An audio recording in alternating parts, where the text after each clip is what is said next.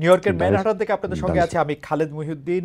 বর্তমানে ভূ রাজনীতি নানাভাবেই জটিল, কিন্তু যুক্তরাষ্ট্রের গদিতে যখন ডোনাল্ড ট্রাম্প আসলেন সেটা আরও জটিলতর হয়ে উঠলো। নানা ধরনের নতুন ধরনের বাস্তবতার মধ্যে আমরা আছি, এবং আমাদের মাইটি প্রতিবেশী ভারত, আমাদের অন্যান্য ডেভেলপমেন্ট পার্টনার চীন, এবং অন্যান্য নানা রকম আন্তর্জাতিক আমি বলবো সিচুয়েশন নিয়ে, ইস্যু নিয়ে কথা বলার জন্য এখন আমাদের সঙ্গে রয়েছেন মাননীয় পররাষ্ট্র উপদেষ্টা জনাব মোহাম্মদ তৌহিদ হোসেন। জনাব মোহাম্মদ তৌহিদ হোসেন, আপনাকে আমাদের অনুষ্ঠানে স্বাগত জানাই। আপনি আমাদের সময় দিয়েছেন, সেজন্য আমাদের আন্তরিক কৃতজ্ঞতা এবং শুভেচ্ছা জানবেন। ধন্যবাদ। আমরা প্রথমেই জনাব তৌহিদ হোসেন আপনার একটু দৃষ্টি আকর্ষণ করতে চাই যে গতকাল ঢাকায় আপনি জানেন যে বিএনপির একটি ইফতার মাহফিলে অনলাইন বক্তব্য দিয়েছেন বিএনপির ভারপ্রাপ্ত চেয়ারম্যান জনাব তারেক রহমান। সেখানে তাকে কোট করছি, ধর্মীয় উগ্রবাদীদের অপতৎপরতা ও চরমপন্থা নিয়ন্ত্রণে ব্যর্থতার পরিচয় দিলে উগ্রবাদী জনগোষ্ঠী ও পরাজিত ফেসিবাদী অপশক্তি দেশে আবার গণতন্ত্রের কবর রচনা করবে। অপরদিকে গণতান্ত্রিক বিশ্বে বাংলাদেশের ইমেজ সংকটে পড়তে পারে। এই বক্তব্যকে আপনি আসলে কিভাবে দেখছেন? দুটি তিনটি বিষয় আপনিও নিশ্চয়ই খেয়াল করেছেন। ধর্মীয় উগ্রবাদীদের অপতৎপরতা ও চরমপন্থা নিয়ন্ত্রণে ব্যর্থতার কথা বলছেন জনাব তারেক রহমান, ইমেজ সংকটের কথা বলছেন।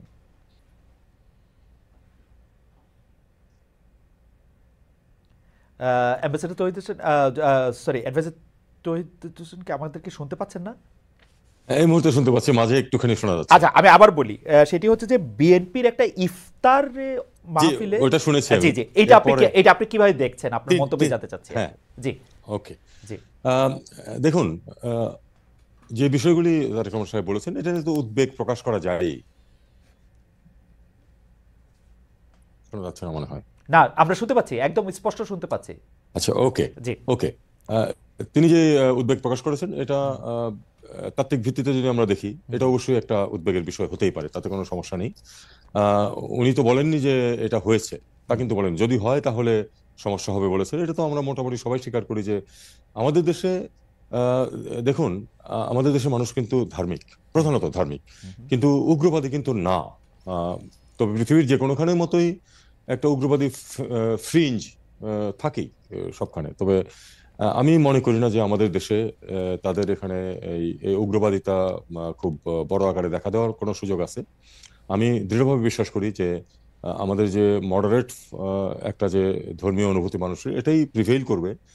হয়তো একটা ফ্রিঞ্জ থাকবে, কিন্তু সেটা আমার মনে হয় নিয়ন্ত্রণেই থাকবে, এবং এই সরকার নিজেও এ ব্যাপারে ওয়াকিবহাল এবং বদ্ধপরিকর যে আমাদের এখানে সাম্প্রদায়িক সম্প্রীতি বজায় রাখতে হবে, এবং মানুষ যেন তাদের ধর্মকর্ম স্বাভাবিকভাবে পালন করতে পারে, এটাতে কোনো বাধার সৃষ্টি হবে না।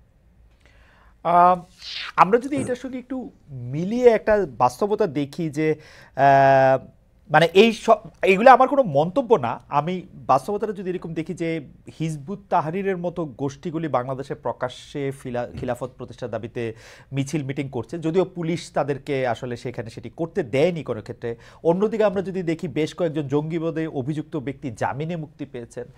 আবার যদি আমরা দেখি যে একটি কবিতা বা গল্প লেখার জন্য প্রকাশ্যে কতল করার সিদ্ধান্ত যারা বলছেন তাদের কোনো বিরুদ্ধে কোনো ব্যবস্থা নেওয়া হচ্ছে না, এগুলিকে যদি আমরা মানে এইগুলিকে যদি আমরা সন্ত্রাসবাদ বলি, সম্পৃক্ততার সাথে মিলানো ঘটনা বলি, এবং তারেক রহমান সাহেব যে ধর্মীয় উগ্রবাদের অপতৎপরতা চরম মানে পন্থা নিয়ন্ত্রণে ব্যর্থতার প্রসঙ্গটা আনতেছেন, সেইটা আপনাদের কাছে একটা বাস্তব মনে হয় কিনা যে এটা আসলে একটু ভয় পাওয়ারই কারণ আছে?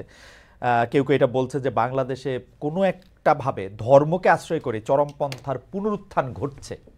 এইটা আপনি কিভাবে দেখেন? দেখুন, এই যে আপনি হিজবুত তাহরীরের কথা বলছেন অথবা কোনো মিছিল মিটিং এর কথা বলছেন, এটা কিন্তু এখন হচ্ছে এমন কিন্তু কোনো কথা নয়, এটা কিন্তু হয়েছে আগেও। তখন এই প্রসঙ্গ কিন্তু ওঠেনি। আর যেটা আবার আমি ইনসিস্ট করছি, যেটা আমি তো উত্তর এটা একবার দিয়েছি, যে উনি তো বলেননি যে এই ঘটনা এই মুহূর্তে আছে। উনি বলেছেন যে যদি এটা ঘটে তাহলে একটি মানে অবশ্যই উদ্বেগের প্রশ্ন আছে।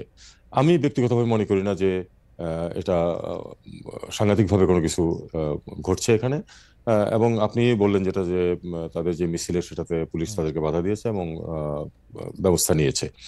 এটাই আমার মনে হয় আমাদেরকে করে যেতে হবে। আমি একদিনে সব সমস্যার সমাধান হয়ে যাবে এরকম মনে করা ভুল, কারণ এমন না যে এদের অ্যাক্টিভিটি এই দেশে কোনোদিন ছিল না, ছিল, সবসময় ছিল। তবে আমি যেটা বললাম যে এরা চিরদিনই একটা ফ্রিঞ্জেই ছিল। আমাদের মূলধারার যে ধার্মিক মানুষরা, তারা কিন্তু এদের সাথে সম্পৃক্ত নন। এবং আমি মনে করি যে এটা নিয়ন্ত্রণের মধ্যেই থাকবে, এটা নিয়ে উদ্বিগ্ন হওয়ার বড় কোনো কারণ নেই। অবশ্যই আমাদেরকে চোখ কান খোলা রাখতে হবে। আচ্ছা, একটু তাহলে তুলসী গ্যাবার্ডের প্রসঙ্গটা একটা আনি, যদিও পররাষ্ট্র মন্ত্রণালয় খুব সঙ্গে সঙ্গে এটা একটা জবাব দিয়েছে। ইসলামী চরমপন্থা নিয়ে তিনি একটি মন্তব্য করেছেন যা বাংলাদেশ সরকার একপাক্ষিক ও রাজনৈতিক উদ্দেশ্য প্রণোদিত বলে অলরেডি নিন্দা জানিয়েছে।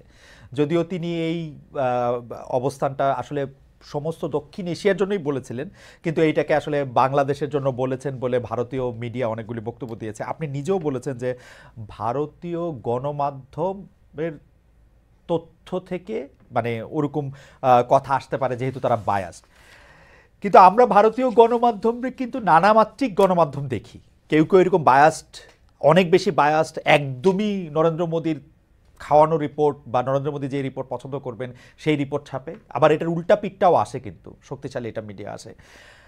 আপনার কাছে কি মনে হয় যে তুলসী গ্যাবার্ড খালি তথ্য সংগ্রহ করতেছেন ভারতীয় মিডিয়া থেকে, বা ভারতীয় মিডিয়ার যে অংশটুকু এই প্রপাগান্ডা ছড়াচ্ছে সেই অংশটুকু থেকে? তাইলে ওরা আন্তর্জাতিক মিডিয়া যেটা বিবিসি, আল জাজিরা, সিএনএন বা বাংলাদেশি মিডিয়া থেকে তারা তথ্য সংগ্রহ করছে না কেন? এটাকে আমি এইভাবে দেখি, আসলে তুলসী গ্যাবার্ড যেটা বলেছেন এটা কিন্তু একটা লিডিং প্রশ্নের উত্তরেই উনি বলেছিলেন। কিন্তু যেহেতু কথাটা আমাদের অবস্থানের বিরুদ্ধে খুব শক্তভাবে গেছে, কাজেই আমরা এটার বিরোধিতা করেছি, আমরা এটার প্রতিবাদ জানিয়েছি। কিন্তু তার মানে এই না কিন্তু যে মার্কিন যুক্তরাষ্ট্রের সাথে আমাদের মানে অবস্থানের তেমন কোনো এটা বিরাট কোনো পরিবর্তন ইন্ডিকেট করে, তা কিন্তু একেবারেই না। আপনারা খেয়াল করে দেখবেন যে আহ, এরপর যে ডিপার্টমেন্ট অফ স্টেট থেকে যে ছোট্ট একটি স্টেটমেন্ট এসেছে, সেটা কিন্তু আবার একজন খুব লিডিং প্রশ্ন, যিনি আসলে বাংলাদেশকে ডেনিগ্রেট করার জন্যই প্রশ্নটা করেছিলেন, স্পোক্সপারসন যিনি এটার উত্তর দিয়েছেন, তিনি কিন্তু খুব চমৎকারভাবে এটাকে উত্তর দিয়েছেন। তারা বলেছেন, জেনেরিক একটা উত্তর নিয়ে দিয়েছেন যে যে কোনোখানে মাইনরিটির উপর অত্যাচার হলে সেটাকে আমরা কন্ডেম করি, ফাইন, ওকে। এবং তিনি পাশাপাশি প্রশংসা করেছেন যে বাংলাদেশ যে অ্যাপ্রিসিয়েট করেছেন বাংলাদেশ যে এটার বিরুদ্ধে ব্যবস্থা নিচ্ছে এবং সেটা নিতে থাকবে। কাজে আমি মনে করি যে মার্কিন যুক্তরাষ্ট্রের সত্যিকার অর্থে বাংলাদেশের বর্তমান সরকার যে পদক্ষেপ নিচ্ছে এসব বিষয়ে, তার ব্যাপারে কোনো রিজার্ভেশন নেই বলে আমি ধরে নেব। কারণ মার্কিন সরকারের প্রতিনিধিত্বমূলক প্রতিষ্ঠান তো হচ্ছে ডিপার্টমেন্ট অফ স্টেট, তাদের যে স্টেটমেন্ট। কাজে সেটাতে আমি মনে করি যে এটা এক ধরনের যদিও তুলসী গ্যাবার্ডের বক্তব্যে একটা একটা এক ধরনের একটা উদ্বেগ সৃষ্টি হয়েছিল, আমি মনে করি যে এটা আসলে কেটে গেছে। এই জিনিসটাকে আমরা এখন সেটেলড হয়ে গেছে বলেই ধরে নেব।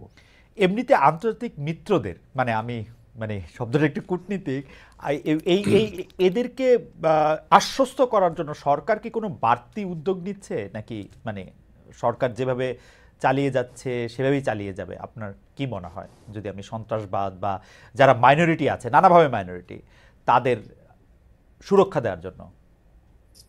এ ব্যাপারে আমাদের খুব স্পষ্ট অবস্থান, সেটা হলো যে যারাই মনে করছেন যে এখানে কোনো সমস্যা আছে, তারা আসুন, আসুন দেখুন এবং আপনাদের অভিমত ব্যক্ত করুন। তারপরে আপনারা দেখুন, যা দেখেন সেটাই আপনারা বলুন।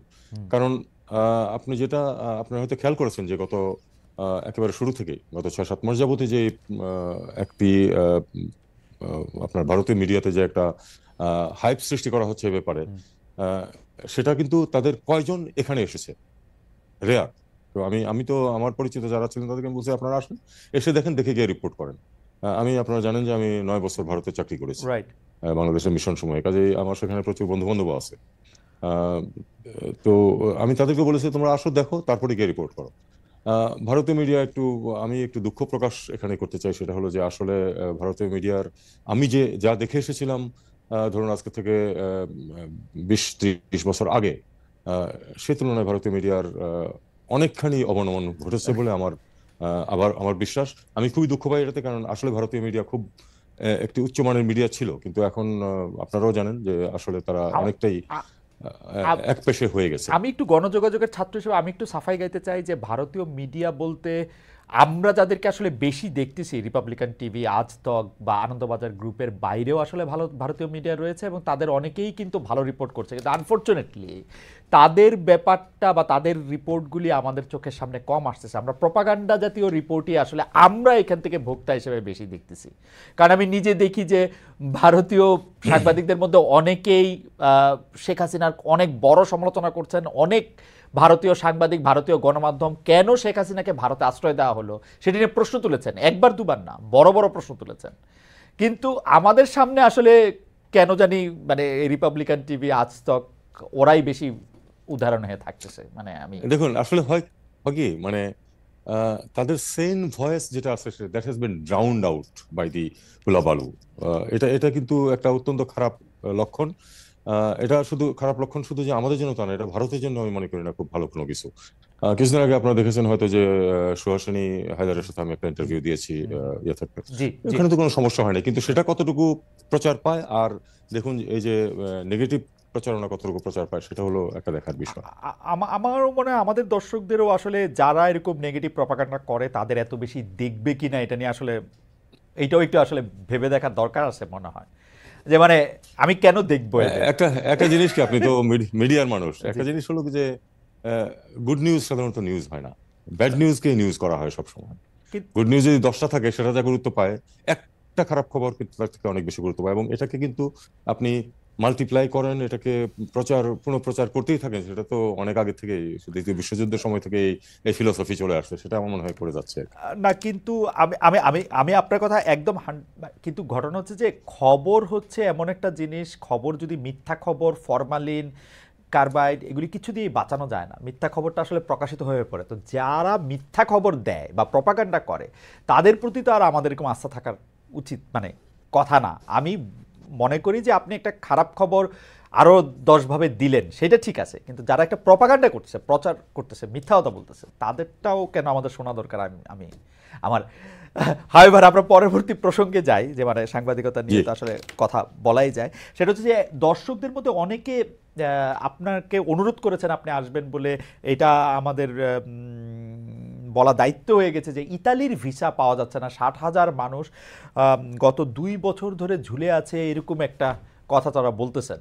এইটা ব্যাপারে আপনার জানা আছে কিনা, মানে এখানে প্রবলেমটা কোথায় হয়েছে, তারা আপনাকে অনুরোধ করেছেন এই ব্যাপারে একটু আলোকপাত করতে। আমি আমি খুব এখানে খুব ফ্র্যাঙ্কলি কিছু কথা বলতে চাই। হুম এই ব্যাপারটা নিয়ে আমি শুধু যে জানা আছে তাই না, আমি এটাতে ওতপ্রোতভাবে জড়িত। আমি চেষ্টা করছি এই জটটা ছাড়াতে। এবং ইটালিয়ানরা প্রথমে একটু বেশ এগিয়েছিল যে 3-4 মাসের মধ্যে শুরু হয়ে পরবর্তী 6 মাসের মধ্যে সমাধান হয়ে যাবে, কিন্তু পরে ইটালির অভ্যন্তরীণ একটা আইন বা নিয়ম পরিবর্তন হয়েছে, যে কারণে আমাদেরকে অনেক দেরিতে পড়ে যেতে হচ্ছে। এখানে বিষয়টা হচ্ছে যে তারা প্রতিটা কেস তারা পরীক্ষা করে দেখে তারপরে ক্লিয়ার করছে। এগুলি কিন্তু সব বেশিরভাগই এমপ্লয়মেন্ট ভিসা অথবা ফ্যামিলি ইউনিয়নের প্রশ্ন। এখন অনেক ক্ষেত্রে দেখা গেছে যে যেখানে হয়তো কোনো একজন 2জন বা 3জন লোককে চাকরি দিতে পারে, সেখানে 10জন লোককে চাকরি দিয়ে দিয়েছে। হুম এটা ঘটেছে, এবং এটা এখানে দুর্নীতি জড়িত, আমাদের লোকেরা জড়িত এবং ইটালির লোকেরাও জড়িত। আহ, মানে এটা এখানে প্রচুর অর্থের আদান প্রদান হয়েছে, যে কারণে এক একজনের যেতে আমি শুনতে পাই যে 12 থেকে 15 লাখ টাকা নাকি খরচ হয় হুম এক একজন মানুষের এখান থেকে যেতে। এবং এই টাকার তো খুব সামান্য অংশ আসলে প্রকৃত সরকারি হুম নিয়মে ব্যয়ের অংশ অত্যন্ত সামান্য। হুম বাকিটা কিন্তু আসলে বিভিন্ন দুর্নীতিগ্রস্ত মানুষের পকেটে যায়, এবং তারা এই কাজটা করছে। করে এখন যে কারণে আমরা যে কাগজপত্র দেই, এটার বিশ্বাসযোগ্যতা একেবারেই নেই। আহ, এমনকি যে ইতালি থেকে কাগজ দিচ্ছে যে সে 10জন লোককে চাকরি দিতে পারে এবং দিচ্ছে, এবং সেখানে তারা ইন্সপেকশন করে তারপরে এটাকে ক্লিয়ার করবে। আমাদেরকে জানিয়েছে যেটা তারা দেখবে যে আসলে ওখানে 10জনের চাকরির ব্যবস্থা আছে কিনা। না হলে যে যাবে গিয়ে 2জন ওখানে চাকরি পাবে আর 10জন রাস্তায় থাকবে, এটা তারা কোনো অবস্থাতেই চাচ্ছে না। এবং এই জন্য আমি কিন্তু তাদেরকে দোষ দিতে পারি না, দোষটা কিন্তু প্রাথমিকভাবে আমাদের। হুম আমরা এটাকে এখন চেষ্টা করছি যে জটটা কিভাবে ছোটানো যায়। আমরা রিকোয়েস্ট করছি যে তোমরা একটু আমার দরকার হলে কিছু বেশি আমার মানুষকে এনগেজ করো। জি বলুন। আমার একটা ছোট্ট প্রশ্ন আছে যে আপনি আমাদের দর্শকরাও কিন্তু আপনার সাথে একমত যে দুটো চাকরির ব্যবস্থা করে 10টা করা হয়েছে, এরকম করা হয়েছে। যারা এগুলিতে করেছে অ্যাটলিস্ট বাংলাদেশের যে অংশটুকু এই দুর্নীতির সাথে জড়িত তাদের আসলে শাস্তি হবে কিনা, তারা তাদের ব্যয় করা টাকাটা, মানে অনেকে তো চাকরি আসলে জেনুইনলি হবে না, তারা টাকাটা দিয়ে দিয়েছেন, তারা টাকাটা ফেরত পাবেন কিনা এবং তাদের শাস্তি হবে কিনা যারা তাদেরকে এরকম ভুল বুঝিয়ে মিথ্যা কথা বলে টাকাটা নিয়েছেন। এটা একেবারে আইনি ব্যাপার। আমি এ ব্যাপারে কমেন্ট করতে পারবো না নিশ্চিতভাবে যে তাদেরকে শাস্তি হবেই, টাকা ফেরত পাওয়া যাবে এই নিশ্চয়তা দেওয়া আমার পক্ষে সাধ্যাতীত। ইনফ্যাক্ট কারো পক্ষেই সম্ভব না এটা। একটা জিনিস আপনি জানেন যে টাকা যখন আপনি দিয়ে ফেলেন তখন কিন্তু আদায় করাটা বেশ মানে আইনি মাধ্যমে আদায় করা বেশ কঠিন কাজ, সময় সাপেক্ষ ব্যাপার। এটা তো শুধু এখানে না, এটাতে না, আপনারা জানেন যে বিপুল পরিমাণ অর্থ আমাদের দেশ থেকে চুরি করে বিদেশে পাচার করা হয়েছে। আমরা তো চেষ্টা করছি সেটা উদ্ধারের, কিন্তু কতখানি উদ্ধার করা যাবে? কারণ টাকা যখন একবার এখানে চলে যায় সেটাকে উদ্ধার করে আনা খুব কঠিন। একই কথা ক্ষুদ্র আকারে এখানেও খাটে। একজন নিয়েছে টাকা, এবং দেখা গেল যে একজন তো না, আসলে কয়েকটা স্টেজ থাকে, কয়েকজন জড়িত, কাকে অ্যাকিউজ করা হবে এটাও অনেক সময় নির্দিষ্ট করা কঠিন হয়ে যায়। পাশাপাশি let us accept the reality যে আমাদের এখানে তো দুর্নীতি আছে, দুর্নীতির মাধ্যমে অনেকে পার পেয়ে যায়। ওকে। বাংলাদেশের বিভিন্ন দূতাবাসে কর্মরত ছিলেন কিন্তু সরকার পরিবর্তন মানতে পারেননি, আপনাদের বিরুদ্ধে এক ধরনের বিদ্রোহ ঘোষণা করেছেন, এমন কূটনীতিকের সংখ্যা আসলে কত? মাননীয় পররাষ্ট্র উপদেষ্টা তাদের প্রচার প্রচারণা বিদেশে বাংলাদেশ বিষয়ে কি বার্তা দিচ্ছে, তাদের বিরুদ্ধে কি ব্যবস্থা নিচ্ছেন বা ব্যবস্থা নিচ্ছেন কিনা? সম্প্রতি মরক্কোর বিদায়ী রাষ্ট্রদূত আপনাদের সরকারের সমালোচনা করে ফেসবুকে পোস্ট দিয়েছেন। তিনি বলেছেন যে শুধু একটি বই লেখার জন্য, তাও অনেক দিন আগে, তার চাকরি চলে গেছে এবং ইউনূস সরকার দেশে বিদেশে ষড়যন্ত্রের মাধ্যমে ক্ষমতায় এসেছেন, টিকে থাকছেন। আসলে আপনি যে এইরকম কতজন যদি বলেন তাহলে উনি একমাত্র এই কাজ করেছেন। আমি আশা করি যে প্রফেশনাল কোনো ডিপ্লোম্যাট এরপরে এই কাজ করবে না, আর কেউ। তারপরে আমাদেরকে অবশ্যই চোখ কান খোলা রাখতে হবে। উনি যে করেছেন এটা আপনাকে আমি এটুকু বলতে পারি যে উনি চলে যাওয়ার 3 সপ্তাহ আগেও একজন উপদেষ্টার কাছে তদবির করেছেন তাকে যেন অন্য কোথাও পোস্টিং দেওয়া হয়। সবচেয়ে বড় কথা, তাকে কিন্তু চাকরিচ্যুত করা হয়নি। তাকে চাকরিচ্যুত করার পরে যে উনি এটা করেছেন তা না, অথবা যে উনি যে রিজাইন করেছেন তাও না। বিষয়টা হচ্ছে যে উনি কিন্তু স্বাভাবিকভাবে তাকে ঢাকায় বদলি করা হয়েছে। সরকার যে কাউকে যে কোনো সময় বদলি করতে পারে, তাকে ঢাকায় বদলি করা হয়েছে। উনি দায়িত্ব ত্যাগ করেছেন নিয়ম অনুযায়ী, টিএডিএ নিয়েছেন, এবং তারপরে উনি ঢাকায় না এসে কানাডাতে গিয়ে এই কথাগুলি বলছেন। এটা স্পষ্ট কারণ হচ্ছে যে উনি আসলে কানাডাতে আশ্রয় নিতে চান। এবং এখানে একটু ছোট্ট তথ্য আমি অ্যাড করে রাখি। ওনার স্ত্রী এবং এক সন্তান আজকে থেকে 2 বছর আগে সবুজ পাসপোর্ট নিয়ে কানাডায় অবস্থান করছেন, তার সাথে না। তার মানে আসলে তার পরিবার ওখানে রিলোকেট করার ব্যবস্থা উনি 2 বছর আগে থেকেই করছেন। তারই পরম্পরায় আমি মনে করি যে এখন যাতে সহজে উনি আশ্রয় পেতে পারেন, এই জন্য উনি দেশের বিরুদ্ধে এরকম একটি জঘন্য মিথ্যাচার করেছেন। এরকম সংখ্যায় মানে আপনাদের, মানে উনাকে আপনি একমাত্র বলছেন। আমি আমি আমি পরবর্তী প্রসঙ্গের মধ্যে যাই, যে আপনি জানেন যে গত মাসে ডোনাল্ড ট্রাম্প একটা $29 মিলিয়ন একটা কথা বলেছিলেন। আপনি খুবই কূটনৈতিক ভাষায় শব্দ চয়ন করে তাকে ঠিক মিথ্যাবাদী না বলে আপনি বলেছিলেন যে কথার সত্যতা আপনি পান নাই। তো এইটা কি, এইটার ব্যাপারে কি কোনো ডেভেলপমেন্ট আছে? মানে এই $29 মিলিয়ন কথা কি তিনি হঠাৎ করেই বললেন, এমনি এমনি বললেন? মানে এইটা কেন, কেনই বা বলতে যাবেন? বাংলাদেশ তো আসলে ডোনাল্ড ট্রাম্পের জায়গা থেকে দেখলে 186 বা 210টা দেশের একটা, মানে এই দেশ সম্পর্কে আবার একটা $29 মিলিয়ন, এটা উনি কেন বলতে যাবেন? মানে এর পিছনে কি কারণ? দেখুন, প্রেসিডেন্ট ডোনাল্ড ট্রাম্প কেন কোন কথা বলেছেন এটা বিচার করার যোগ্যতা আমার নেই। আমি আসলে অনেক সময় বুঝিও না। উনি নিশ্চয়ই কোনো কারণে সেটা বলেছেন। তবে আমি আমাদের এখানে যারা এটা নিয়ে নাড়াচাড়া করেন তারা দেখেছেন যে আমার তো কোনো মেকানিজম নাই এটা চেক করার মতো। তারা দেখেছেন যে আসলে এরকম কোনো কিছু ঘটনা ঘটেনি যে 2জন ব্যক্তিকে এই টাকা দিয়ে দেওয়া হয়েছে ইত্যাদি ইত্যাদি। আমরা সেই অনুযায়ী যে আমরা যেটুকু দেখতে পেয়েছি সেটুকুই কিন্তু আমার বক্তব্যের মধ্যে, আমাদের মিনিস্ট্রির বক্তব্যের মধ্যে আছে, এর চেয়ে বেশি কিছু না। এমনি মার্কিন পররাষ্ট্র যে দপ্তর আছে এখানে, সরি মানে যে কনসুলেট আছে, যে এমবাসি আছে, তাদের কাছ থেকে কি এই ব্যাপারে বাড়তি কোনো কিছু জানানো হয়েছে ইন দ্য মিন টাইম? না, না, না, এরকম কিছু জানানো হয়নি আমার। 2025 সালের মধ্যে নির্বাচন করা বা এটা ডক্টর ইউনূস ইদানিং মনে হয় বেশি করে ডিসেম্বর মাসটাই স্পেসিফিকলি বলছেন। এর আগে বড়জোর জুন মাস পর্যন্ত আমরা শুনেছিলাম। এর জন্য কি আন্তর্জাতিক চাপ রয়েছে আপনাদের উপর? আন্তর্জাতিক, বিশেষ করে যুক্তরাষ্ট্র, ইউরোপীয় ইউনিয়ন কি নতুন প্রশ্নের গণতান্ত্রিক বৈধতা নিয়ে প্রশ্ন তুলতে পারে?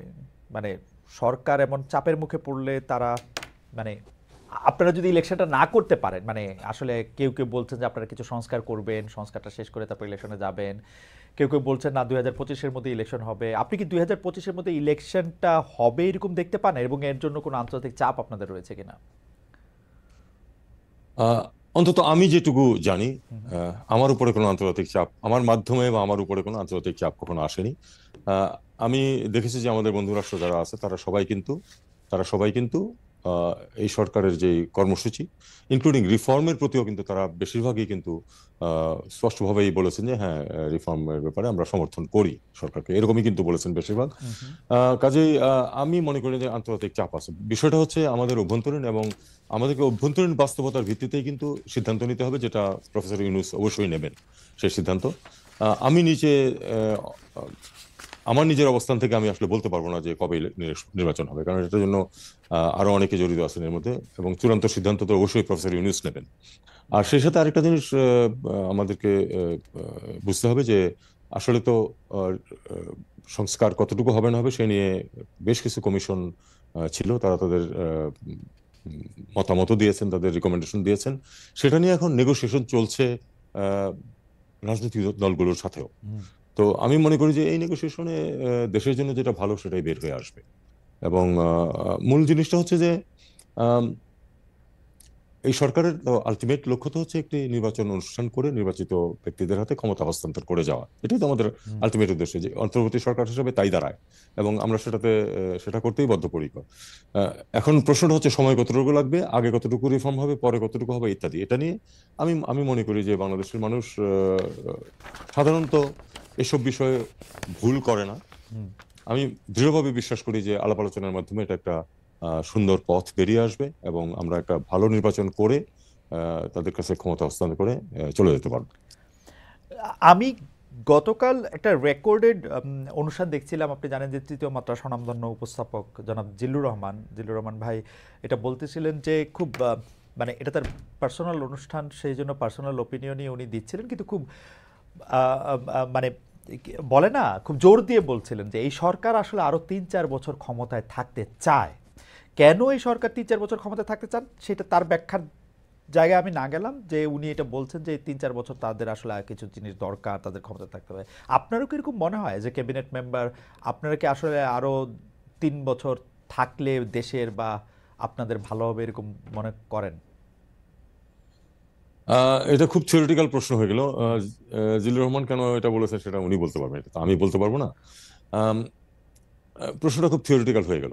আমি এরকম থিওরিটিক্যাল প্রশ্নে যেতে চাই না। আসলে আমার কথা হচ্ছে যে আলাপ আলোচনার মাধ্যমে বেরিয়ে আসবে যে কত তাড়াতাড়ি নির্বাচন করা সম্ভব, এবং সেটাই আমাদের এই সরকারের লক্ষ্য বলে আমি মনে করি। একটু রোহিঙ্গা প্রসঙ্গে আসি, যে ভবিষ্যতে রোহিঙ্গাদের ফেরত পাঠানো সম্ভব করতে বাংলাদেশ ও মিয়ানমারের মধ্যে জাতিসংঘের যেটা মানবিক করিডোর আর আরাকান আর্মির সঙ্গে সংলাপের বিষয়ে আপনি আমাদের কিছু বলবেন কিনা? আরসাব প্রধানকে যে গ্রেপ্তার করা হলো, তার সঙ্গে এর একটা সম্পর্ক রয়েছে কিনা? দেখুন, আপনারা জানেন যে মিয়ানমার বা রাখাইন পরিস্থিতি কিন্তু অত্যন্ত জটিল আকার ধারণ করেছে। জটিল আকার ধারণ করেছে এই কারণে যে আমরা অত্যন্ত ধৈর্যের সাথে, আমি মনে করি যে ধৈর্যটা একটু হয়তো বেশি হয়ে গেছে আমাদের। আমরা অত্যন্ত ধৈর্যের সাথে দীর্ঘদিন ধরে কিন্তু মিয়ানমারের মিলিটারি সরকারের সাথে, এবং তার আগে আধা মিলিটারি সরকারের সাথে কিন্তু আমরা আলাপ আলোচনা চালিয়ে যাচ্ছিলাম এই লোকগুলিকে, এই অত্যন্ত হতভাগ্য মানুষগুলিকে যেন তাদের স্বাভাবিক জীবনযাত্রায় ফিরিয়ে দেওয়া যায়, তাদের দেশে গিয়ে তারা তাদের জীবনযাত্রা নির্বাহ করতে পারেন। ফলাফল এ যাবৎ শূন্য। এর মধ্যে কিন্তু আপনার বাস্তব পরিস্থিতির বিরাট বিরাট পরিবর্তন হয়ে গেছে। সেটা হলো যে 3 বছর আগে তো ওখানে শুরু হয়েছে গৃহযুদ্ধ, এবং গৃহযুদ্ধের ফলে কিন্তু বিভিন্ন ধরনের পরিবর্তন হয়ে গেছে বাস্তবতা। বাস্তব পরিস্থিতিতে এখন ধরুন আহ, মোটামুটি রাখাইন রাজ্য, যেটার সাথে বাংলাদেশের সীমানা আছে, রাখাইন রাজ্যের সীমানা কিন্তু অরিজিনালি শুধু বাংলাদেশের সাথে আছে, ভারতের সাথে নেই, কিন্তু তারা আবার খানিকটা পালেতোয়া এবং চীন রাজ্যের খানিকটা দখল করে ভারতের সাথে একটি যোগাযোগ স্থাপন করে নিয়েছে আরাকান আর্মি। আরাকান আর্মি এখন সম্পূর্ণ অলমোস্ট সম্পূর্ণ নিয়ন্ত্রণ আছে। বম্বিং হচ্ছে উপর থেকে, তাতে করে মানুষের যন্ত্রণা বাড়ছে, কিন্তু তাতে করে কিন্তু আরাকান আর্মির নিয়ন্ত্রণ কিন্তু শিথিল হয়নি এই রাজ্যের উপর। কাজে এখন বাস্তবতা হচ্ছে যে আরাকান আর্মি ডিসাইড করবে যে এখানে কি হবে না হবে। এমনকি যদি এক সময় তো এই গৃহযুদ্ধ পরিস্থিতি শেষ হবে এবং তখন সেটেল ডাউন করবে, যখন করবে তখনও কিন্তু Arakan army will B a major power, major arbiter, যে এই রোহিঙ্গাদের নিয়ে এবং আরাকান রাজ্যে কি হবে না হবে। তারা কিন্তু যদি একটা ইয়েও হয়, একটা ওখানে যদি একটা স্বায়ত্তশাসনও হয়, তারা কিন্তু অনেক কিছু ডিসাইড করবে। কাজে তাদের সাথে আমাদেরকে আলটিমেটলি নেগোশিয়েট করতেই হবে।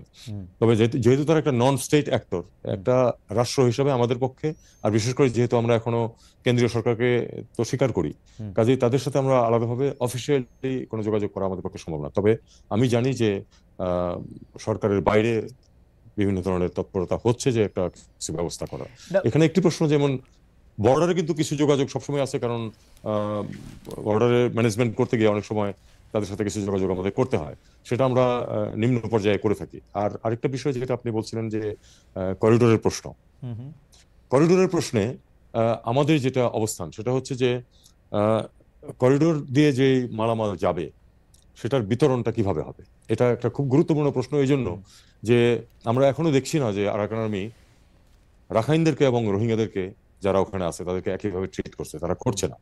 তাদের অ্যাট্রোসিটিজ এগেইনস্ট দ্য রোহিঙ্গাস কিন্তু চলমান ছিল, অন্তত এই মুহূর্তে হয়তো নাই, কিন্তু ছিল, এবং যার ফলে কিন্তু অন্তত 80,000 রোহিঙ্গা কিন্তু তারা রাখাইনের দখল নেওয়ার পরেও বাংলাদেশে প্রবেশ করেছে। তো এটা আমরা তো চাই না যে এটা ঘটতে থাকুক। এখন যদি সিম্পলি এই ত্রাণ সামগ্রী তাদেরকে দিয়ে দেওয়া হয়নি গিয়ে আরাকান আর্মির হাতে, তারা এতটা বিশ্বাস এখন অর্জন করতে পারেনি যে তারা এটা সঠিকভাবে বিতরণ করবে। আমরা আশঙ্কা করি যে এটা যদি হয় তাহলে তারা সেটা রাখাইনদেরকে দেবে, রোহিঙ্গাদেরকে ডিপ্রাইভ করবে, যাতে করে এটা উইপন অফ ওয়ার হিসাবে কিন্তু এটা ব্যবহারের একটা সম্ভাবনা আছে। আমরা সেটা চাই না। আমরা চাই যে যদি এখান থেকে কোনো সরঞ্জাম ইউএনএইচসিআর এর মাধ্যমে যায়, ইউএনএইচসিআর কে তার উপর, তার ডিস্ট্রিবিউশন প্রসেসের উপর নিয়ন্ত্রণ থাকতে হবে। নিয়ন্ত্রণ কমপ্লিট না হোক, অন্তত পাশাপাশি নিয়ন্ত্রণ থাকতে হবে, যাতে সবাই এটার ভাগ পায়। আপনি আসলে মানে আমি প্রশ্ন করার আগেই আপনি মোটামুটিভাবে পুরোটা বিষয়ই আপনি ব্যাখ্যা করেছেন, কিন্তু আমার এটা খুবই কৌতূহল লেগেছে যে জাতিসংঘের মহাসচিব যখন এখানে আসলেন, সঙ্গে আপনিও ছিলেন, আমি তাকে ইংরেজি ভাষাতেই কোট করি, তিনি যখন এটা বলতেছেন যে the Arakan Army is an entity with which I believe a necessary dialogue must take place. আমাদের সাথে বাংলাদেশের সাথে আরেকটা দেশের কূটনৈতিক সম্পর্ক রয়েছে এখনো, মানে কূটনৈতিক সম্পর্ক বলতে আমি যদি বলি ওই সরকারটাকে আমরা সরকার হিসেবে স্বীকৃতি দিচ্ছি, যেটা আপনি বলতেছেন, সেইখানে ওইখানকার বিদ্রোহী একটা গ্রুপের সাথে ডায়লগ হবে, সেটা জাতিসংঘের মহাসচিব বলছেন, আমাদের দেশে এসে আপনি সেখানে উপস্থিত আছেন। এইটার একটা মানে মানে এইটা আপনার একটা কূটনৈতিকভাবে এটার আপনার একটা জবাবদিহি করতে হবে না? মানে এমনিতেই ওরা আমাদের কথা শোনে না, তার মধ্যে মানে এইটা একটু পুরোটা নিয়ে চলে যাওয়া না, মানে মানে অল ইন হইল না এটাতে?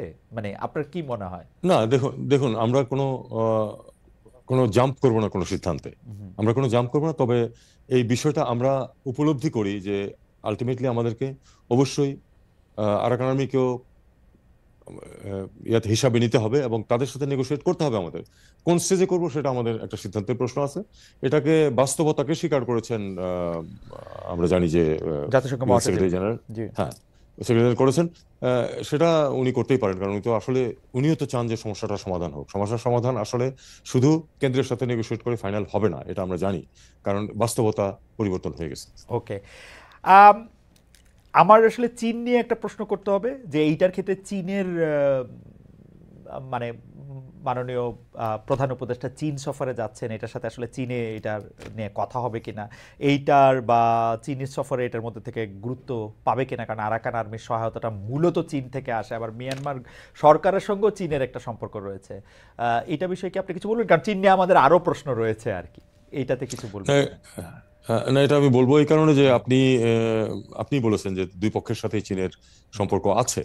এটা একদিক দিয়ে আমাদের জন্য সুবিধাজনক, এই জন্য যে আমরা যদি কোনো কিছু আসলে সত্যিকার সমাধানটা যেটা চাই সেটাতে চীন বেশ গুরুত্বপূর্ণ ভূমিকা রাখতে পারে, কারণ চীনের সাথে যেহেতু দুই পক্ষেরই যোগাযোগ আছে এবং দুই পক্ষই অনেকাংশেই চীনের উপর নির্ভরশীল। আমরা অবশ্যই চীন আমাদের বন্ধু রাষ্ট্র, আমরা চাইবো যে তারা আমাদেরকে সহায়তা করুক। আমরা আশা করব যে এই সমস্যার সমাধানে চূড়ান্ত বিচারে চীন একটি ইতিবাচক ভূমিকা রাখবে। একটি প্রশ্ন দর্শকরা অনেকবার করছেন, সেজন্য প্রশ্নটা করা, সেটা হচ্ছে যে পররাষ্ট্র সচিব, আপনার পররাষ্ট্র সচিব যিনি আছেন, বলা হচ্ছে যে তিনি আওয়ামী লীগের লোক বা অন্য কোনোভাবে, এই ব্যাপারটা আপনি আসলে শুনেছেন কিনা, দেখেছেন কিনা? পররাষ্ট্র সচিবের নিয়োগের ক্ষেত্রে আপনার কোনো পছন্দ ছিল কিনা, আছে কিনা? দেখুন, পররাষ্ট্র সচিবের নিয়োগে পররাষ্ট্র উপদেষ্টার কোনো পছন্দ থাকবে না, এটা তো হতে পারে না। এটা খুবই স্বাভাবিক।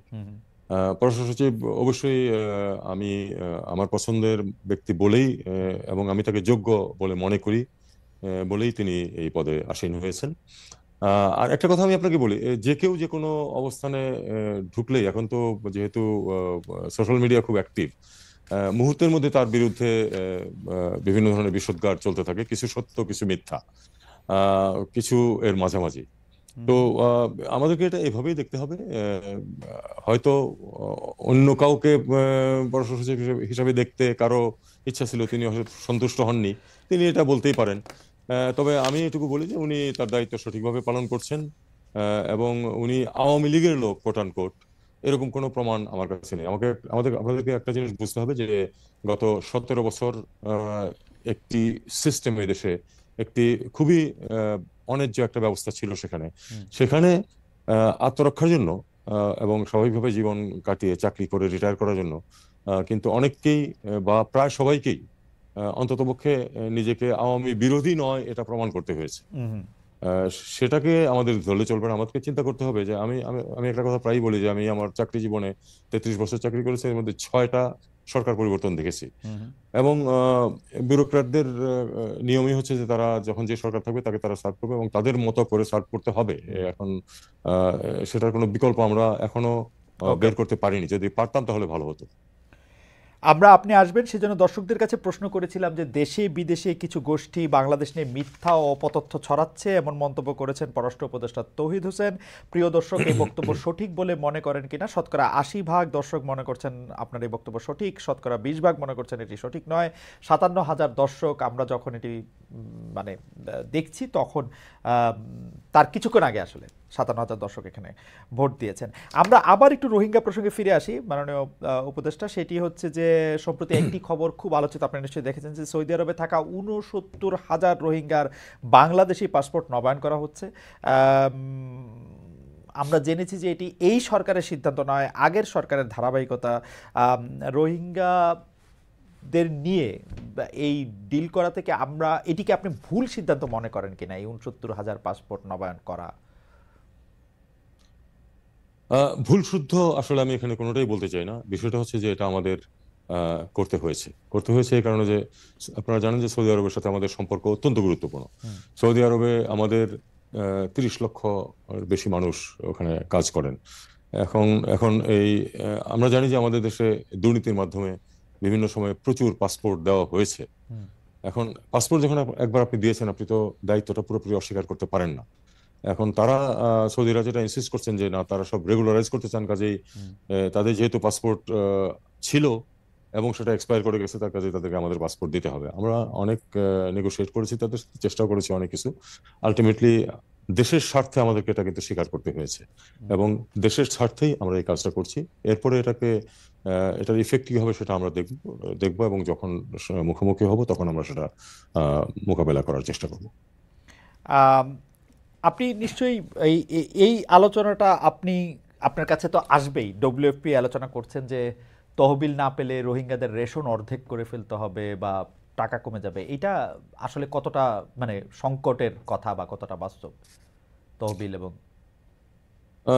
দেখুন, ইতিমধ্যে নোটিশ যেটা দেওয়া হয়েছে সেটা হলো যে এপ্রিল ঠিক আছে, মার্চ তো পার হয়ে গেল, এপ্রিল ঠিক আছে, মে থেকে এটা ওই $12.5 পার হেড পার মান্থ, হ্যাঁ, এইরকম সামান্য পরিমাণে কিন্তু কোথাও কারো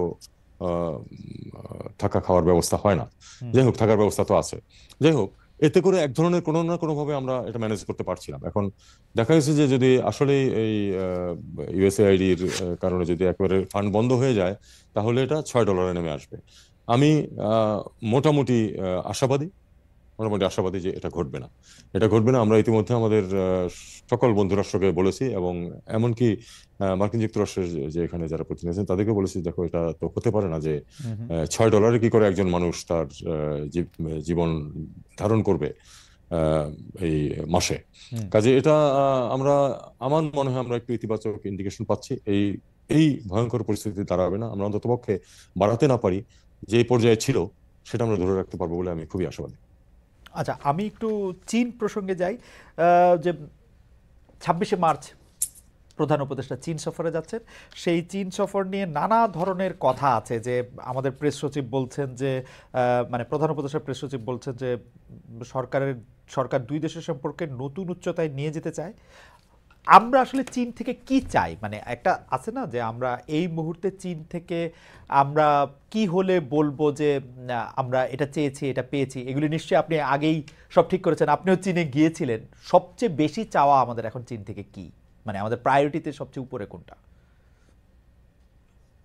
প্রায়োরিটিতে আমি যদি বলি তাহলে আসলে আহ, অবশ্যই বন্ধুত্বপূর্ণ সম্পর্ক যেটা আছে এটা তো আছেই।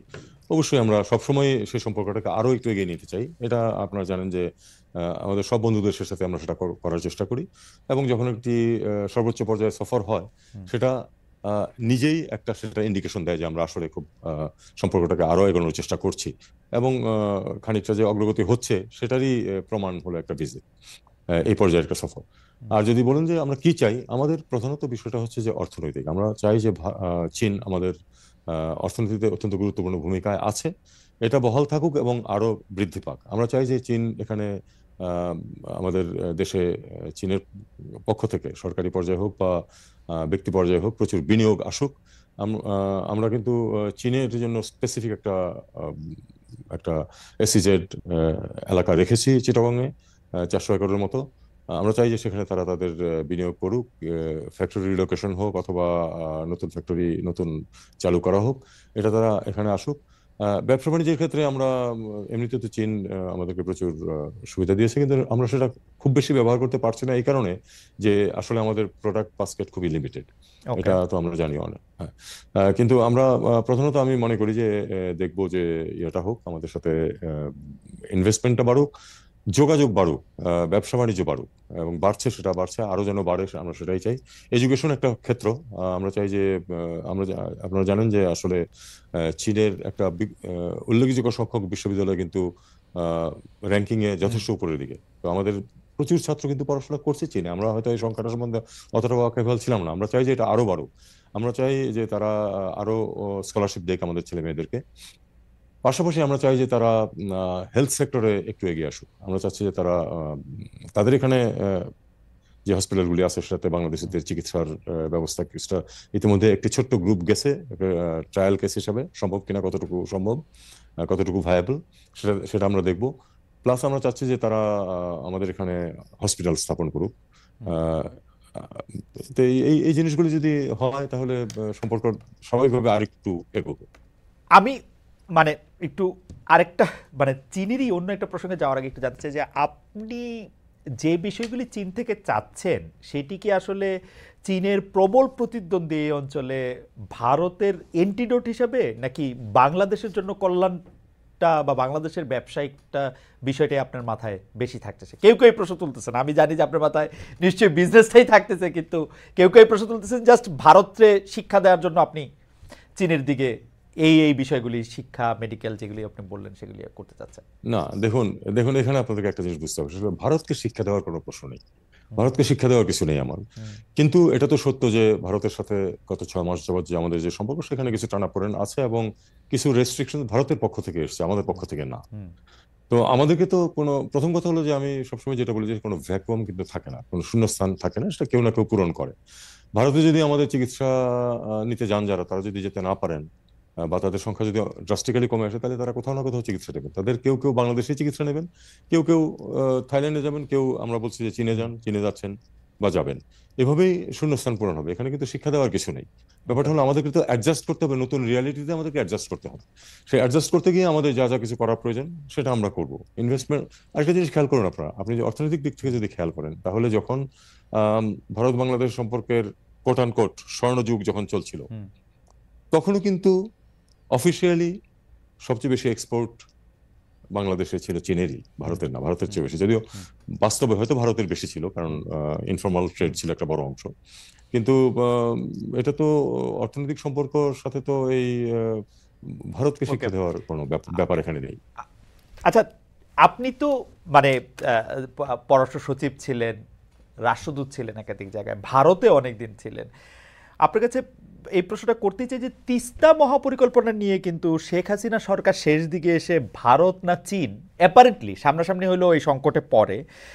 এবং মানে আমি এরকম আর দেখি নাই, মানে এই কোল্ড ওয়ার পরবর্তী যুগে সফর সংক্ষিপ্ত করে একটা রাষ্ট্রপ্রধান চলে আসেন আরেকটা জায়গায় এবং তিনি বলেন যে তার মেয়ে অসুস্থ ছিলেন। মানে শেখ হাসিনাকে আসলে তাড়িয়ে দেওয়া হয়েছে কিনা ভাগিয়ে দেওয়া হয়েছে কিনা সেটা আমরা জানি না। তো এই সংকটটাকে আপনারা কিভাবে ডিল করবেন? মানে আপনি দেখেন যে শেখ হাসিনা একটা কথা আমি মানে কোট করতে চাই, তিনি বলছেন চীন তো রেডি, কিন্তু আমি চাচ্ছি যে এটা ইন্ডিয়া করে দিক, এই প্রজেক্টটা করলে এই প্রজেক্টের জন্য যা দরকার ইন্ডিয়া দিতেই থাকবে, ঠিক আছে, যা সাফ সাফ কথা রাখা ঢাকা নেই। অথচ চীনের সাথে তিস্তা প্রজেক্টটা নিয়ে কিন্তু এর আগে মানে ভারত খুব মানে চাপ দেওয়ার আগে এটা কিন্তু অনেকখানি এগিয়ে ছিল। আপনারা এটা কি কিভাবে ডিল করবেন, মানে চীন ভারত তিস্তা প্রজেক্ট? চীন ভারত প্রসঙ্গে আমি খুব বেশি যেতে চাই না এখানে। হুম, আমি আপনাদেরকে এটুকু বলতে পারি যে আমরা আসলে দুই দেশের সাথেই ভালো সম্পর্ক চাই। অবশ্যই আমাদের স্বার্থে, অবশ্যই পারস্পরিক শ্রদ্ধার ভিত্তিতে এবং পারস্পরিক স্বার্থ সামনে রেখেই আমরা এটা করব। আহ, চীনের সাথে এই আপনি ওয়াটার রিসোর্স ম্যানেজমেন্ট নিয়ে আসলে আমাদের কিছু কাজকর্ম হচ্ছে। হুম, হুম।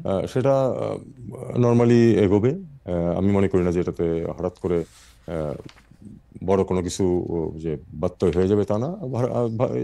ভারতের সাথে আমাদের ওয়াটার রিসোর্সেস নিয়ে কথাবার্তা আছে এবং তাদের রাইট, রাইট। এই ওয়াটার রিসোর্স নিয়ে যখন কথা উঠলো তখন এই প্রশ্ন তো করতে হয় যে 30 বছর মেয়াদি গঙ্গা পদ্মা পানির চুক্তির মেয়াদ কিন্তু এই ডিসেম্বরে শেষ হবে। চুক্তি নবায়ন করতে সম্প্রতি দুই দলের বিশেষজ্ঞরা বৈঠক করেছেন, ফারাক্কা এলাকা পরিদর্শন করছেন, কিন্তু কোনো সিদ্ধান্ত ছাড়াই বৈঠক শেষ হয়েছে।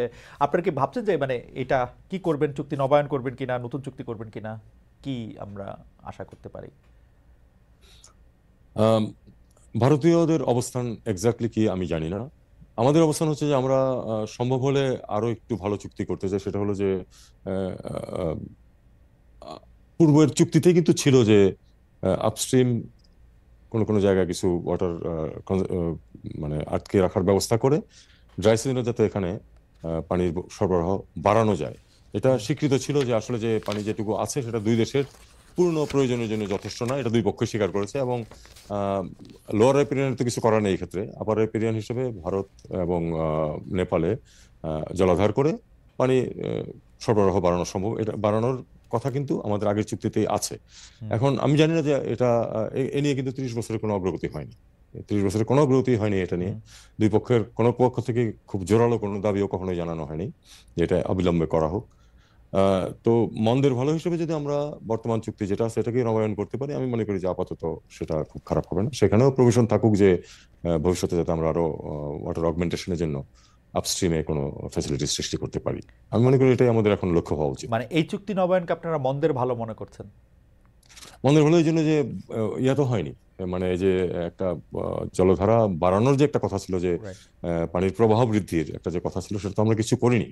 হুম, হুম, তো সেটা যদি আমরা এখন করতে পারি, নির্দিষ্ট যদি করে বলতে পারি যে হ্যাঁ আমরা অমুক অমুক জায়গায় করব, তাহলে সেটা অবশ্যই খুব আইডিয়াল হবে। কিন্তু সেটা হবে আমি এটা মনে করি না। কিন্তু অন্ততপক্ষে যে চুক্তিটা আছে এটা যদি নবায়ন হয় আহ, দীর্ঘ সময়ের জন্য, এবং তার মধ্যে যদি আবার একটা অন্তত প্রতিশ্রুতিটা পুনর্ব্যক্ত হয় যে না আমরা এবার সত্যি সত্যি চেষ্টা করবো এটার প্রবাহ বাড়াতে, তাহলে আমি মনে করি সেটা খুবই ভালো হবে।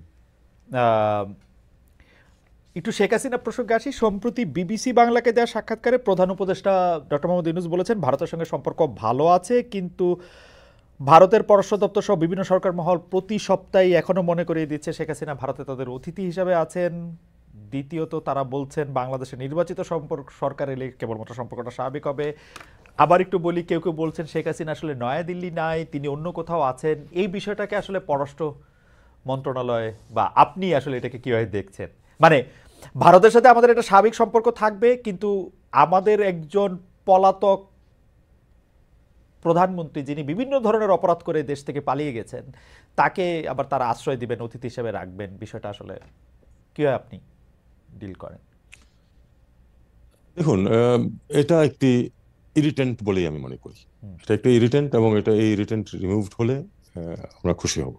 তবে আহ, এটার কারণে আমরা ভারতের সাথে সম্পর্ক ভালো করব না এমন কোনো তো আমাদের অঙ্গীকার নেই। আমরা ভারতের সাথে ভালো সম্পর্ক চাই, তারপরেও এটা একটি ইরিটেন্ট। এই ইরিটেন্টটা রিমুভ যদি ভারত করে তাহলে সেটা একটা পজিটিভ ইম্প্যাক্ট রাখবে আমাদের সম্পর্কের ক্ষেত্রে। তবে একটা জিনিস যেটা আসলে গ্রহণযোগ্য না, সেটা আমরা তো বলেছিও, সেটা হলো যে আহ, অভ্যন্তরীণ ব্যাপারে কোনো হস্তক্ষেপ আমরা পছন্দ করি না। আমরা পছন্দ করি না এবং গ্রহণও করি না। আমাদের এখানে ওই সরকারের সাথে ভারত সরকারের সম্পর্ক থাকবে। সরকারের ধরন কি অথবা কবে কি পরিবর্তন হবে সেটা ভারতের বিষয় না, সেটা আমাদের জনগণের বিষয়, এবং জনগণ সিদ্ধান্ত নেবে। সেই সিদ্ধান্ত গ্রহণ প্রক্রিয়াতে আছে জনগণ। সেটা সেটা নিয়ে ভারতের কোনো কমেন্ট, সেটা সেনা প্রধানই হোক আর তাদের যে ওই আপনার স্পোক্স পার্সনই হোক, আমি মনে করি তাদের এ ব্যাপারে কোনো কিছু বক্তব্য দেওয়ার প্রয়োজন আছে। ইতিহাসের খাতিরে একটা প্রশ্ন করি, মাননীয় পররাষ্ট্র উপদেষ্টা জি।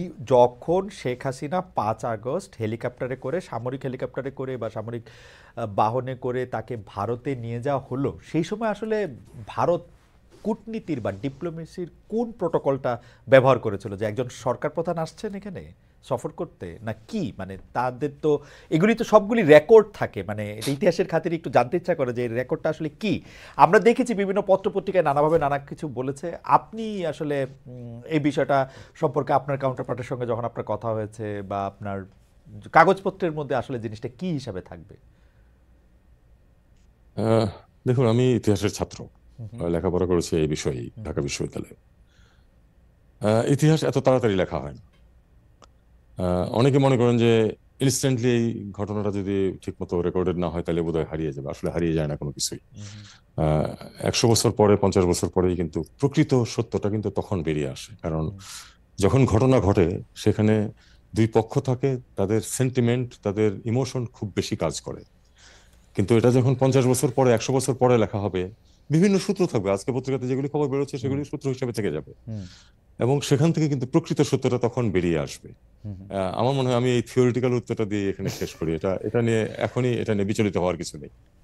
আচ্ছা, পাকিস্তানের সাথে বাণিজ্যিক সম্পর্কের প্রসঙ্গে আসি। যে পাকিস্তানের সাথে বাণিজ্যিক সম্পর্ক বাংলাদেশ বৃদ্ধি করছে, জাহাজে পণ্য আসছে, ফ্লাইট চালু হয়েছে, শিক্ষা সংস্কৃতি বিনিময়ের উদ্যোগ দেখা যাচ্ছে। নিক্কেই এশিয়া বলছে যে বাংলাদেশ পাকিস্তান ঘনিষ্ঠতায় কৌশলগত চাপে পড়েছে হচ্ছে ভারত। এটা কি আসলে বাস্তবতা?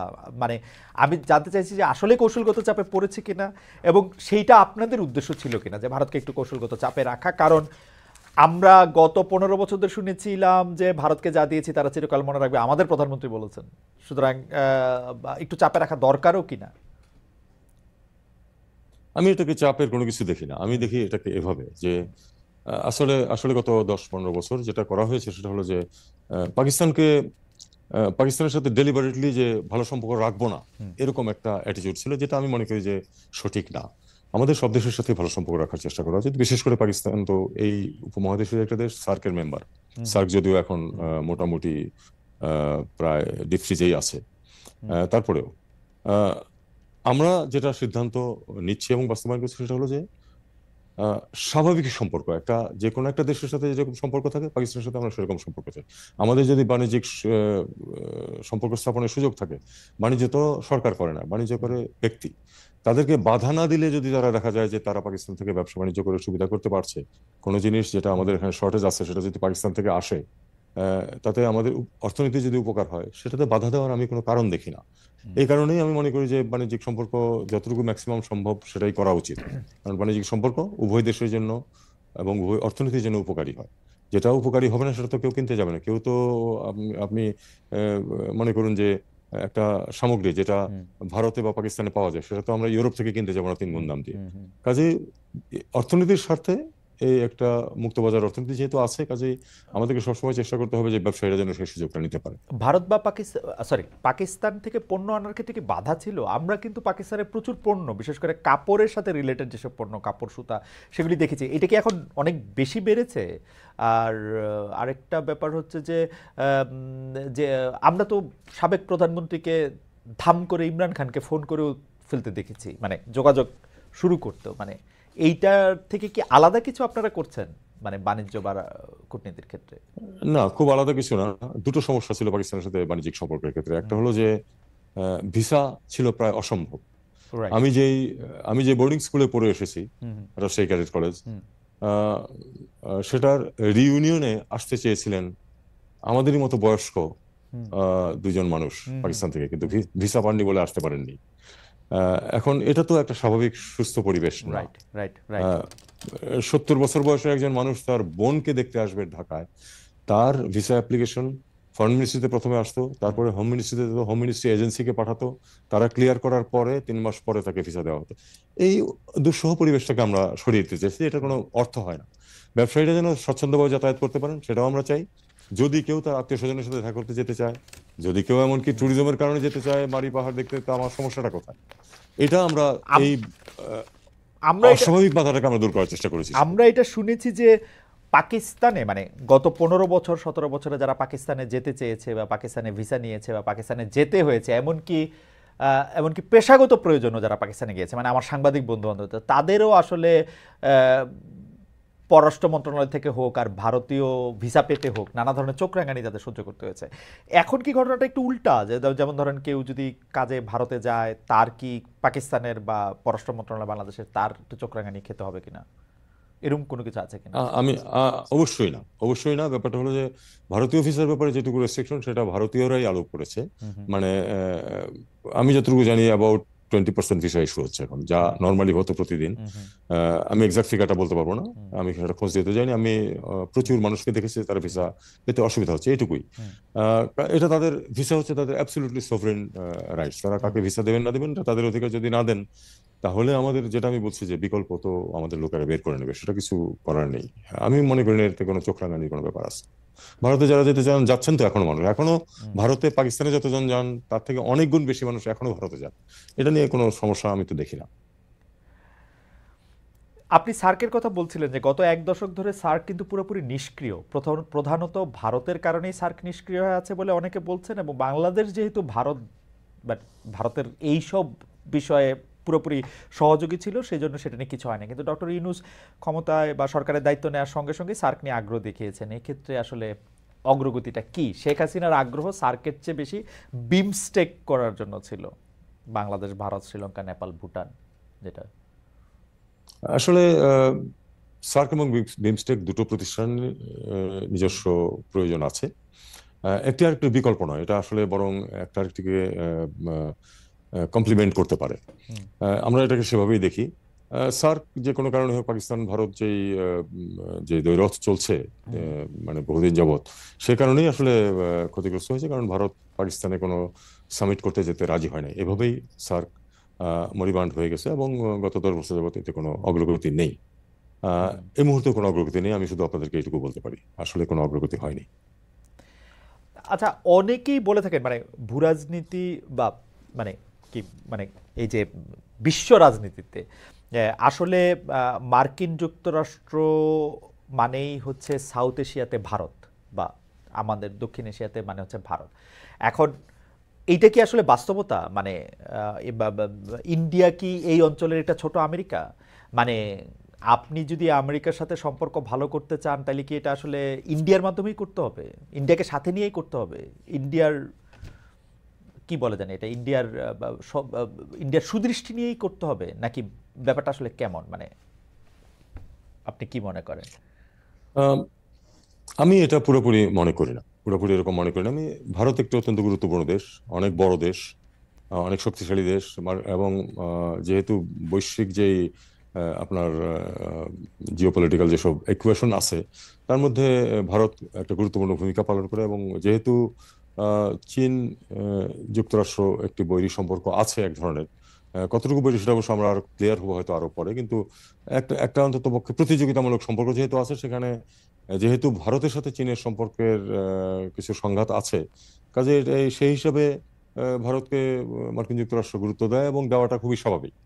এই অঞ্চলের বিশাল শক্তি ভারত, কাজে তাকে গুরুত্ব দেয়।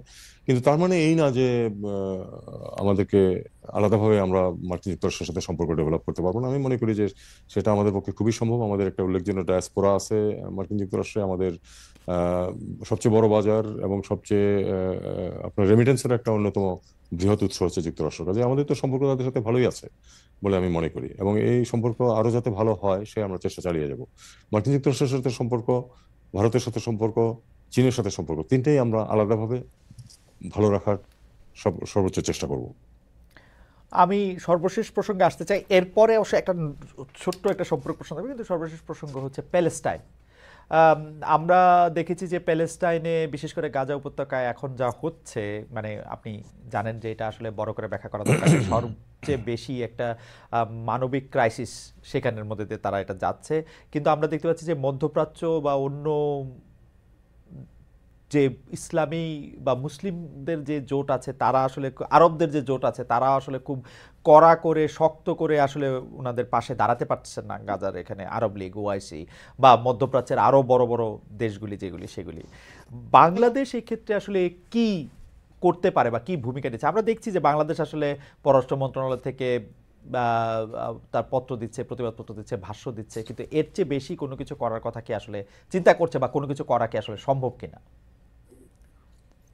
আমি মনে করি না যে আমাদের পক্ষে এ ব্যাপারে খুব বড় কোনো ভূমিকা পালন করা সম্ভব। আমরা অবশ্যই ইসরায়েলি যে অ্যাট্রোসিটি সেটার প্রবল নিন্দা করি, কিন্তু আমাদের পক্ষে এর চেয়ে বেশি তেমন কিছু করা সম্ভব না। কখনো ভোটিং যদি হয় কোনো বডিতে, সেখানে আমরা অবশ্যই ফিলিস্তিনের পক্ষে ভোট দিই, ফিলিস্তিনের প্রতি আমাদের আপামর জনসাধারণের সমর্থন আছে, কিন্তু এর চেয়ে বেশি কিছু ম্যাটেরিয়াল তেমন কিছু করা আমাদের সাধ্যাতীত। আমরা শুধু এটুকু, কিছুদিন আগে যে একটা মিটিং হয়েছিল ফরেন মিনিস্টারদের জেদ্দায়, খুব ইমার্জেন্সি মিটিং একদিনের জন্য হয়েছিল, সেখানে কিন্তু আমরা এটুকু প্লেস করেছি যে গাজার রিকনস্ট্রাকশনের প্রশ্ন তখন ছিল। সর্বশেষ স্পেট অফ ভায়োলেন্স যেটা গত দুদিন শুরু হয়েছে, তখন কিন্তু আশঙ্কা করে নাই অনেকেই।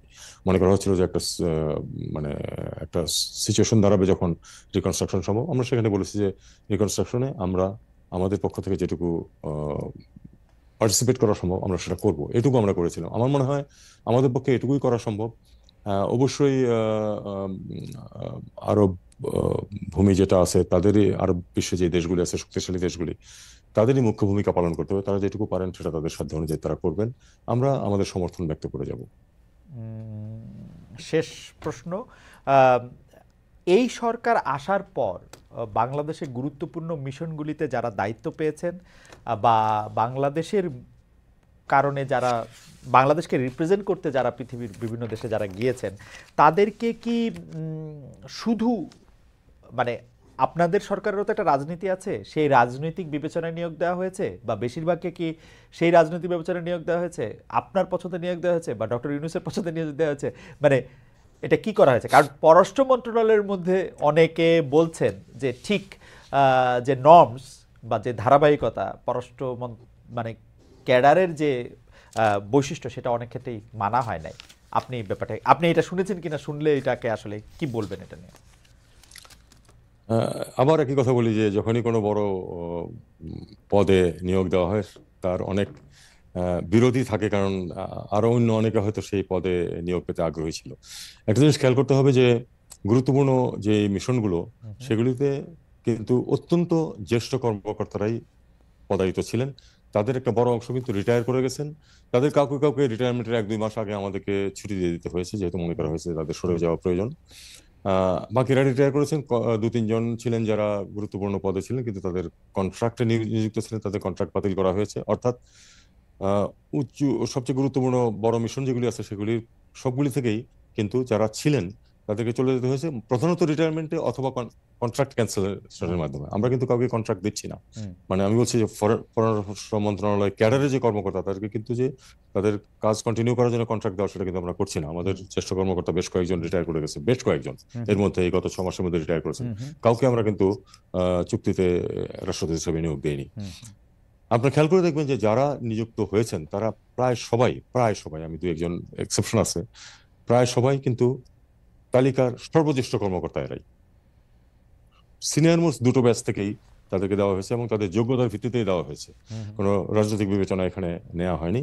অবশ্যই দুই একজন থাকতে পারেন যারা হয়তো স্পষ্টভাবে আহ, খুব বেশি বাড়াবাড়ি রকম পক্ষপাত করেছিলেন পূর্ববর্তী সরকারের, তাদেরকে আমরা আহ, বিবেচনায় নিইনি। হুম, এছাড়া কিন্তু সবাই অত্যন্ত সিনিয়র কর্মকর্তাদেরকে আমরা এই পদগুলিতে নিয়োগ দিয়েছি, সচিব অথবা সচিব হবেন, হুম, সচিব হয়েছেন এরকম পর্যায়ের কর্মকর্তাদেরকে নিয়োগ দিয়েছি। এবং পাঁচ ছয়টা যে মিশন আছে তাদের প্রায় সব, মানে সবচেয়ে গুরুত্বপূর্ণ যেগুলিকে মনে করা হয়, আসলে হুম, আরো অনেক মিশন আছে যেগুলি খুবই গুরুত্বপূর্ণ, সেখানে কিন্তু আমরা যে নিয়োগগুলি দিয়েছি এগুলি তাদের শেষ পোস্টিং। তার মানে তারা আর হুম, 2 3 4 বছর চাকরি আছে তাদের, হুম, তারা তাদের 28 থেকে 30 বছর চাকরি জীবন পার করেছেন, এরকম হুম। লোকদেরকেই যোগ্যতার ভিত্তিতেই নিয়োগগুলো দেওয়া হয়েছে। বড় বড় বড় বড় ইনফ্লুয়েন্সারদের মধ্যেও অনেকেও বলছেন যে আপনি আপনাকে না, আপনি দেখুন অনেক দেখুন এখানে এখানে এখানে একটু বিষয় আছে, সেটা হলো যে আহ, এই পদগুলিতে কারা যাবেন বা রাষ্ট্রদূত হিসেবে কারা নিযুক্ত হবেন, সেখানে অবশ্যই যিনি উপদেষ্টা অথবা মন্ত্রী, যখন হুম, নর্মাল সরকার থেকে মন্ত্রী থাকলেন, তার অবশ্যই একটা গুরুত্বপূর্ণ ভূমিকা থাকে হুম, এখানে। আমার একটু সুবিধা অথবা অসুবিধা ছিল, যেটা সেটা হলো আমি যেহেতু 33 বছর এখানে চাকরি করেছি এবং হুম, যারা হুম, এখানে এখন রাষ্ট্রদূত পদে নিযুক্ত আছেন তারা আহ, প্রায় সবাই সরাসরি আমার অধীনে গুরুত্বপূর্ণ পদে চাকরি করেছেন, মাঝারি হুম, পদে হুম, ডাইরেক্টর থেকে ডিজি লেভেলে হুম, চাকরি করেছেন, কাজে আমি তাদেরকে জানি যে কারা কোন কাজটি পারবেন, সেটাও কিন্তু বিবেচনায় নেওয়া হয়েছে। হুম। আহ, তারপরে প্রশ্ন আছে যে আমার যদি 10 জন অফিসার খুব ভালো প্রয়োজন হয়, আমি তো 10 জন নাও থাকতে পারে আমার কাছে, আমার কাছে তো 6 জন আছে, হুম। বাকি 4 জন নেক্সট বেস্ট দেখে আমাকে দিতে হয়েছে, রাইট। এরকম আর কি বিষয়টা। ওকে। তবে এখানে এখানে আসলে পক্ষপাতিত্বেরও কোনো ব্যাপার নেই বা রাজনীতিরও কোনো ব্যাপার নেই। মাননীয় পররাষ্ট্র উপদেষ্টা, আপনাকে অনেক ধন্যবাদ। জনাব মোহাম্মদ তৌহিদ হোসেন আজকে আমাদের সঙ্গে ছিলেন, অনেকগুলি প্রশ্নের জবাব দিয়েছেন, প্রায় সবগুলি বিষয়ই আমরা কভার করার চেষ্টা করেছি, দর্শকদের প্রশ্ন আমরা নিয়েছি। আপনাকে অনেক ধন্যবাদ আপনার সময়ের জন্য। আমরা নিশ্চয়ই